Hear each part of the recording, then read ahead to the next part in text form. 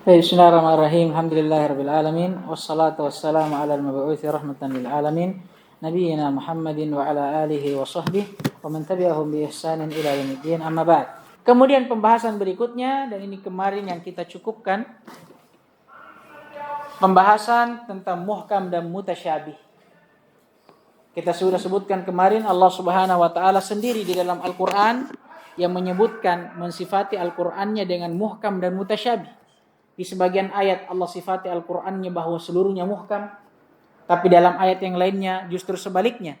Allah sebutkan bahwa Al-Qur'annya semuanya mutasyabih, dan di sebagian ayat yang lainnya Allah katakan sebagian Al-Qur'an muhkam dan sebagian mutasyabih. Jalan keluarnya apa kita katakan? Dalam ayat yang Allah sebutkan bahwa Al-Qur'an semuanya muhkam, maksudnya dari sisi apa? Kandungannya. Tidak ada satupun kandungan di dalam Al-Qur'an kecuali pasti muhkam. Apa maknanya muhkam? Sempurna. Ya, sempurna, jelas, terang. Paham ini? Adapun ayat-ayat yang menjelaskan bahwa Al-Qur'an itu seluruhnya mutasyabih, apanya yang mutasyabih? Kalau kita lihat setiap ayat dengan ayat yang lain. Maksudnya apa? Kandungan dari setiap ayat yang muhkam itu mutasyabih, mirip dengan ayat yang lain. Ya, dengan artian tidak ada satupun ayat dari Al-Qur'an kecuali pasti dari setiap ayat itu muhkam. Paham ini? Maksudnya antara ayat yang satu dengan ayat yang lain mutasyabih, mirip. Dari sisi apa? Dari sisi sama-sama muhkam. Kembali ke hukum pertama tadi, bahwa Al-Qur'an seluruhnya muhkam. Adapun ayat yang Allah sebutkan di dalamnya bahwa sebagian dari Al-Qur'an itu muhkam dan sebagiannya mutasyabih, ini yang mau kita bahas, yaitu pada setiap hukum khusus yang terkandung di dalamnya. Paham ini? Ini yang mau kita bahas. Kemudian beliau lanjutkan dengan menyebutkan definisinya, namun sebelumnya beliau di sini akan membawakan 4 pendapat para ulama atau 4 definisi dari masing-masing ulama yang berbeda tentang apa? Muhkam dan mutasyabih. Beliau ingin menyebutkan apa makna itu muhkam yang disebutkan oleh Allah di dalam ayat dan mutasyabih dalam firman-Nya, huwallazi anzala 'alaikal kitaba minhu ayatum muhkamat. Minhu, kata Allah, ayatum muhkamat hunna umul kitab wa ukharu mutasyabihat. Dan dialah Allah yang telah menurunkan kepada Muhammad Alkitab, yakni Al-Qur'an, yang dimana sebahagian dari Al-Qur'an itu terdapat padanya ayat-ayat yang muhkam. Di antaranya apa? Ummul kitab. Tapi di antara yang lainnya, sebagian yang lainnya ada ayat-ayat yang mutasyabihat. Ini memang didefinisikan. Apa yang dimaksud muhkam dalam ayat ini dan apa yang dimaksud dengan mutasyabih. Qala rahimahullah. Saya baca saja ya. Qala al-Qadi. Ini definisi yang pertama. Beliau nukilkan dari al-Qadi.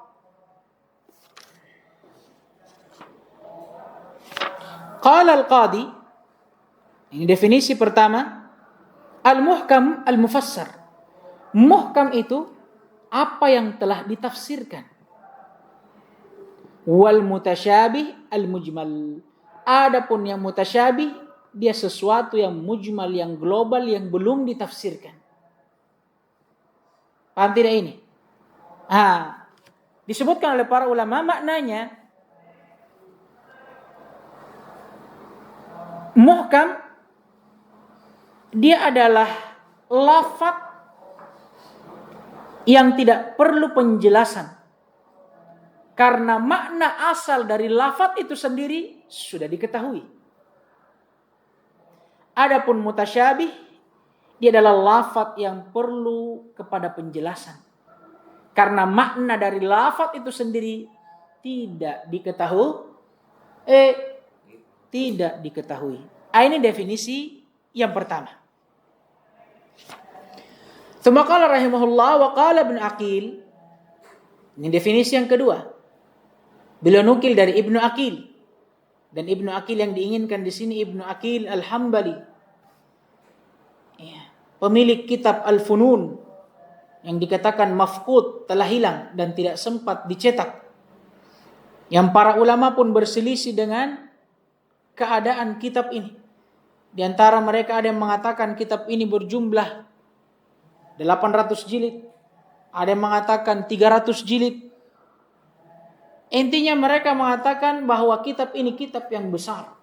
Namanya saja Al-Funun, jamak dari fan. Fan itu satu cabang ilmu. Kalau funun berarti banyak cabang ilmu. Dan Ibnu Aqil ini ulama yang dikenal dengan kefakihannya dan usul fikihnya. Ibnu Aqil beliau menafsirkan tentang mutasyabih. Qala Ibnu Aqil al-mutasyabih ma yaghmudu ilmuhu ala ghairil ulama'il muhaqqiqin kal ayatil muta'aridah. Kata Ibnu Aqil, mutasyabih dia adalah lafaz yang maknanya tersamarkan pada selain ulama al-muhaqqiqin. Berarti di sisi orang awam. Ini mutasyabih menurut Ibnu Aqil. Dia adalah lafaz yang maknanya samar bagi selain ulama muhaqqiqin atau dalam kurung bagi orang yang awam. Seperti apa makna ayat-ayat yang saling bertentangan dalam Al-Quran. Ini menurut Ibnu Aqil Al-Hambali rahimahullah. Berarti secara tidak langsung kita katakan kalau muhkam berarti apa? Dia ayat yang maknanya jelas walaupun di sisi selain ulama, walaupun di sisi orang awam. Ini menurut Ibnu Aqil Al-Hambali. Wakila, ini pendapat yang keempat. Pendapat yang ketiga. Ada juga yang mengatakan bahwa al-mutasyabih al-huruf al-muqatta'ah. Ini huruf-huruf yang terputus yang terdapat di awal-awal surah. Alif lam mim, alif lam ra, ha mim, kaf ha ya ain sad dan semisal dengannya. Ini kata sebagian ulama ini yang dimaksud dengan mutasyabih. Berarti kebalikannya kalau muhkam ayat-ayat yang muwassalah. Ya ayat-ayat yang bersambung selain daripada itu alif lam mim dan semisal dengannya. Dan ini pendapat yang keberapa? Ketiga, wakila. Ini pendapat yang keempat. Ada juga yang mengatakan al-muhkam bahwasanya yang muhkam al-wa'du wal-wa'idu wal-haramu wal-halal. Dia adalah ayat-ayat yang membahas tentang al-wa'ad, janji-janji Allah, al-wa'id, ancaman-ancaman Allah, wal-haramu wal-halal, dan juga yang membahas tentang halal dan haram. Ini yang muhkam. Wal-mutasyabih, adapun yang mutasyabih al-qasas wal-amthal. Seperti misalkan ayat-ayat yang mengandung tentang kisah-kisah. Sebagian ulama ada yang mengatakan maksudnya ini dibangun di atas pendapat yang pertama. Pendapat pertama tadi apa? Mereka katakan yang muhkam itu ayat yang sudah ditahu maknanya, tidak perlu ditafsirkan. Kalau yang mutasyabih, ayat yang tidak ditahu maknanya perlu penafsir. Sama maknanya ini. Dibangun di atas itu kata beliau, kalau ayat yang muhkam, dia ayat yang bisa kita ambil hukum darinya. Makanya kata beliau, seperti ayat-ayat yang mengandung tentang janji Allah, tentang ancaman Allah, tentang halal dan haramnya sesuatu. Ini kan bisa kita ambil hukum darinya. Berbeda dengan ayat-ayat yang mengandung tentang kisah-kisah. Menurut pendapat ini ayat yang tidak bisa kita ambil hukumnya. Makanya dikatakan mutasyabih. Paham gini? Dan ini pendapat yang keberapa? Pendapat yang keempat. Kita ulang sebagai kesimpulan, pendapat yang pertama tentang muhkam dan mutasyabih. Pendapatnya siapa? Al-Qadi. Bila mengatakan kalau muhkam, mufassar. Maksudnya dia ayat, lafaz yang sudah ditafsirkan. Maknanya sudah ditahu, tidak perlu penjelasan. Kalau mutasyabih, dia ayat yang mujmal. Apa maksudnya? Tidak ditahu maknanya, perlu penafsiran. Ini menurut Qadi. Pendapat yang kedua menurut Ibnu Aqil. Ibnu Aqil mengatakan mutasyabih dia adalah lafadz yang maknanya samar di sisi orang awam. Adapun di sisi ulama maka tidak samar. Seperti ayat-ayat yang bertentangan dalam Al-Quran. Berarti kalau muhkam dia adalah lafadz, ayat atau nas yang tidak samar arti dan maknanya. Walaupun bagi selain dari orang ulama atau orang awam. Ini pendapat yang kedua. Pendapat yang ketiga, ada yang mengatakan bahwa ayat atau mutasyabih di dalam ayat itu ayat-ayat apa? Muqatta'ah, seperti alif lam mim, alif lam ra, ha mim dan yang semisal dengannya. Qaf, nun. Berarti yang muhkam apa? Ayat-ayat muwassalah yang tersambung. Apa saja? Bismillahirrahmanirrahim, alhamdulillahirabbil alamin. Paham ini?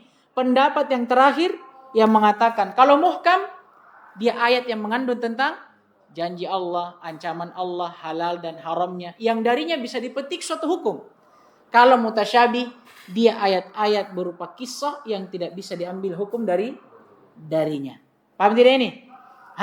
Kemudian kata beliau was-sahih. Ini menurut siapa?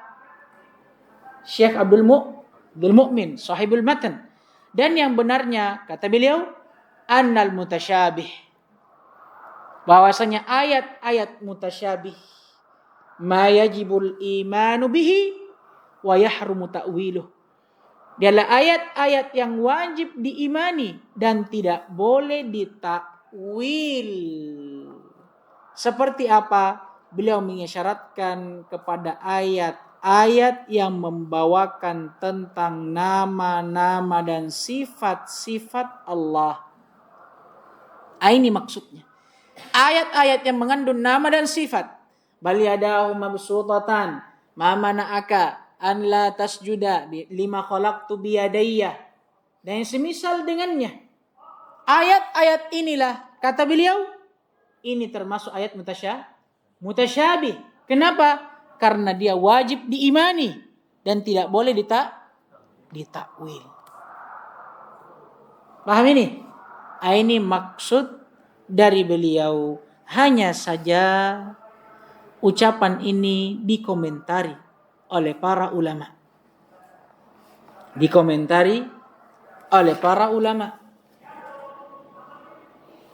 Dan Ibnu Taimiyah rahimahullah bahkan membantah orang-orang yang menjadikan ayat-ayat sifat ini sebagai ayat-ayat mutasyabih.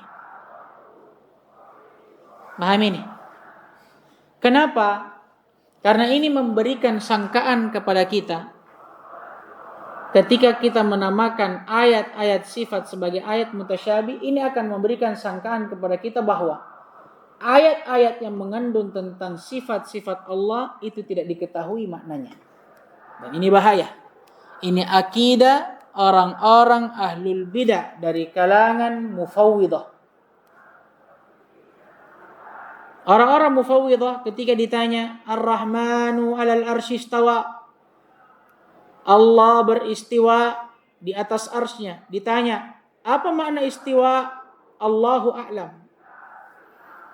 Datang ayat, bal yadahu mabsutatan, dan kedua tangan Allah terhampar. Ditanya, apa makna tangan Allah? Wallahu a'lam.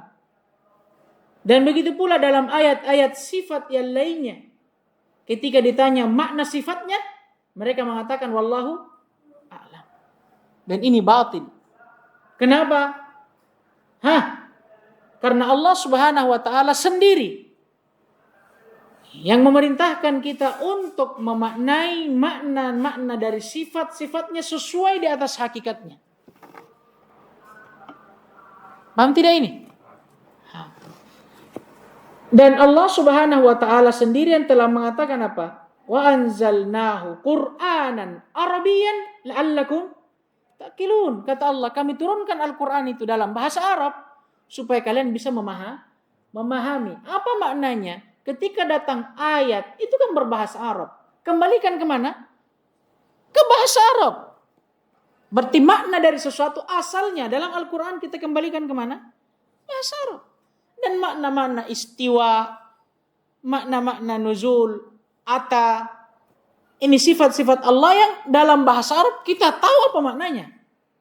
Apa makna istiwa? Ya istiwa, ulu wal irtifa. Ini sudah kaidah bahasa Arab. Dan Allah turunkan Al-Quran dalam bahasa Arab supaya kita pahami di atas asalnya. Paham ini? Makanya Syekhul Islam Ibn Taimiyah membantah orang-orang yang mengatakan ayat sifat ini sebagai ayat mutasyabih. Yang tidak diketahui maknanya. Kenapa? Karena akan menghantarkan kita kepada sangkaan bahwa kita mengatakan makna dari ayat sifat itu tidak diketahui maknanya. Paham ini? Kecuali kalau kita mengatakan dalam ayat sifat yang tidak kita ketahui adalah kaifiyatnya, ini yang benar. Ini yang benar. Kita mengatakan Ar-Rahmanu 'alal 'arsy istawa. Apa makna istiwa? Ya istiwa. Ulu wartafa. Paham ini? Tapi ketika kita ditanya bagaimana itu istiwa, bagaimana, kaifa, apa kita bilang? Wallahu alam. Ini benar. Kalau kita mengatakan ayat-ayat sifat dia mutasyabih, tidak ditahu maknanya, tapi dari sisi kaifiatnya, ini benar. Tapi masalahnya kalau kita mengatakan mutasyabih, kita tidak ketahui maknanya, ini akan membawakan atau menjadikan sangkaan kepada kita bahwa kita tidak mengetahui makna asalnya. Ini menyelisih akidah Ahlussunnah. Oleh karenanya Syekhul Islam membantah orang-orang yang mengatakan ayat-ayat sifat ini sebagai ayat-ayat yang mutasyabih yang tidak dipahami maknanya. Kenapa? Karena ayat ini Allah telah turunkan dalam bahasa Arab agar kita memahaminya. Maksudnya apa? Bagi kalian pun yang bukan orang Arab, supaya kalian mempelajarinya dan tahu maknanya itu secara bahasa Arab. Paham tidak ini? Dan sebagaimana yang datang juga dalam athar Imam Malik kan, yang masyhur ketika ditanya, "Kaifa stawa? Ar-Rahmanu 'alal 'arsy istawa." Ya Imam Malik, wa kaifa stawa? Disebutkan Imam Malik pada waktu itu merunduk, keluar keringatnya, merah wajahnya, dalam keadaan dia marah dan sedang memikirkan apa yang sebaiknya dia jawabkan bagi orang ini. Barulah Imam Malik menjawabnya, al-istiwa'u ma'lumun ghairu majhulun. Amin. As-su'alu ala al-imanu bihi wajibun was-su'alu anhu bid'atun. Ketahuilah bahwa istiwa maknanya maklum, diketahui, sudah ditetapkan dalam bahasa Arab. Ghair majhul, tidak ada orang yang tidak tahu maknanya. Asal dia kembalikan kemana? Ke asalnya. Wal imanu bihi wajib, mengimaninya itu wajib. Was su'alu anhu bid'ah. Adapun bertanya tentangnya itu bid'ah. Dan menjadi kesimpulan, disebutkan oleh sebagian syurah wal adhar dan yang nampak, wallahu taala alam, kita katakan al-muhkam dia adalah apa yang diketahui maknanya. Baik itu kita lihat secara zahirnya ataupun dari sisi penafsirannya. Dan mutasyabih apa yang maknanya tidak diketahui. Itu yang paling dekatnya. Wallahu taala alam. Baik. Sekarang kita lanjut. Qala rahimahullah was sunnah. Kita masuk ke dalam asal yang kedua dari usulul adillah yang 4. Setelah Alkitab atau Al-Quran ada as-sunnah. Dan as-sunnah secara bahasa at-tariqah. As-sunnah secara bahasa at-tariqah al-hamidah. Dia jalan yang terpuji. Dan sudah berlalu ya definisi sunnah tatkala beliau membahas tentang apa kira-kira? Hukum mendub. Baik. Adapun secara istilah inilah yang akan beliau bawakan. Qala rahimahullah as-sunnah ma warada anin nabiyyi sallallahu alaihi wasallam min qaulin ghairil qur'ani au fi'lin au takririn. Kata beliau, sunnah dia adalah apa saja yang warid yang datang dari Nabi alaihissalatu wassalam min qaul, berupa ucapan, tapi ghairil Quran, selain Al-Quran, au fi'lin, atau berupa perbuatan, au takririn, atau berupa pembiaran. Dari sini kita juga bisa tahu bahwa sunnah bentuknya ada berapa? 3. Nah ini sunnah bentuknya ada 3. Ada sunnah qauliyah.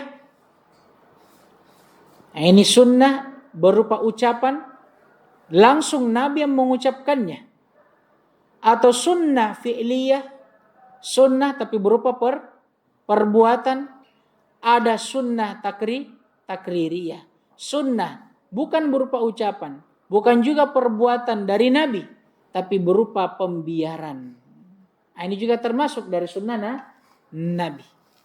Dan perbuatan Nabi ini, inilah yang digambarkan oleh para sahabat.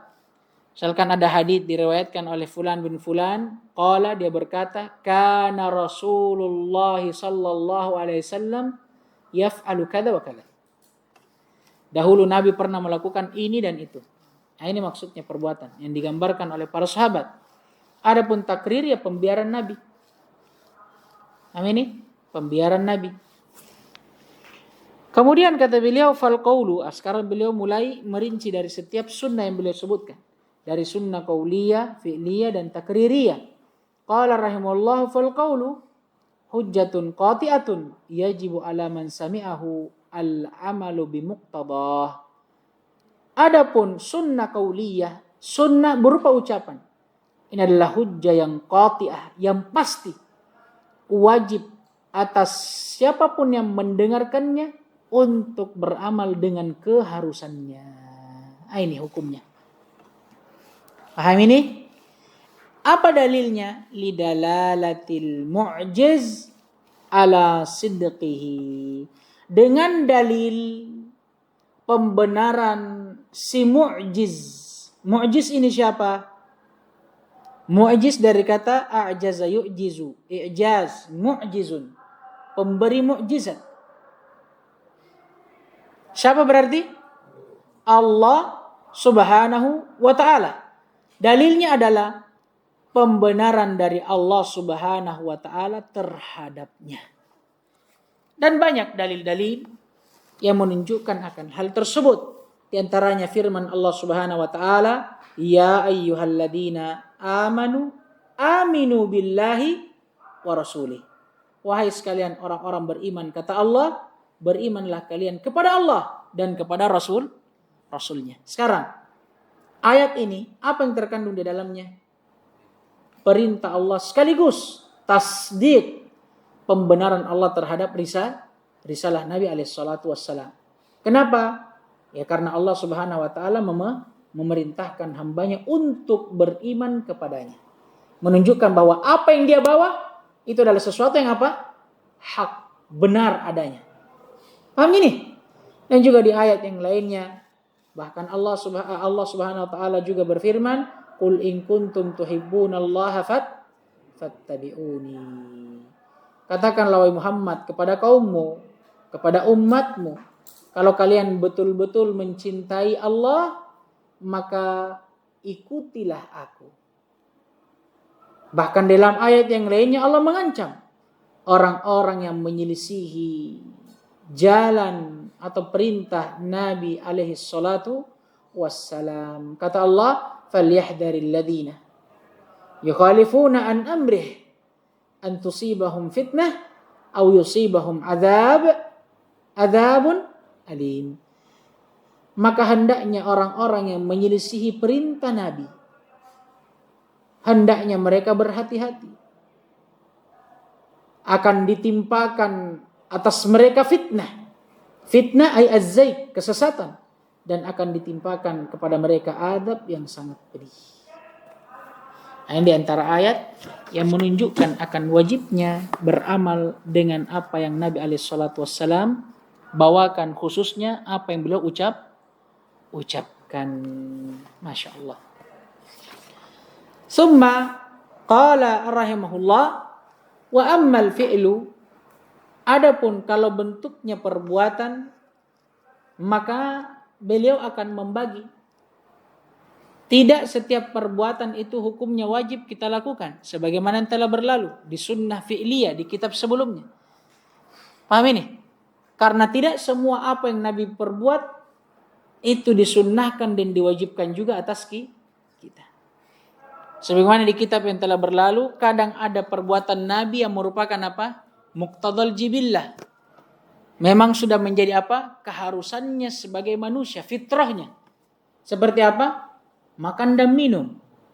Nah, ini disunnahkan tidak atas kita? Ya tidak, karena ini memang perbuatan setiap manusia. Tidak ada manusia yang bisa hidup tanpa ini.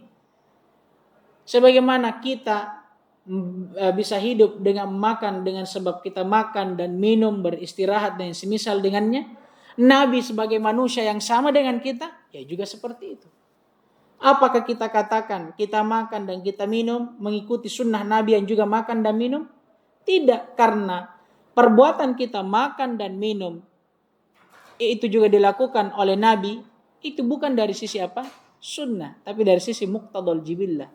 Karena memang setiap dari kita manusia yang sudah jadi keharusan setiap manusia itu ya makan dan minum. Nanti juga akan lewat ada perbuatan yang merupakan apa? Kekhususan bagi Nabi. Seperti menikah lebih daripada 4 wanita. Atau menikahi wanita dengan bentuk hibah. Wanita yang menghibahkan dirinya. Walaupun tanpa akad dan tanpa wali. Begitu pula juga puasa 2 hari berturut-turut dan yang semisal dengannya. Nah, ini apakah kita boleh melakukannya? Tidak boleh. Paham ini? Nah, inilah yang beliau akan bahas, tapi mungkin kita cukupkan sampai di sini dulu. Karena waktu yang ya tidak memungkinkan. Karena pembahasan ini lumayan panjang. Kita cukupkan. Naktafi bihada al-qadar. Subhanakallahumma bihamdik. Asyhadu an la ilaha illa anta astaghfiruka wa atubu ilaik. Waffaqallahu al-jami' lima yuhibbuhu wa yardah.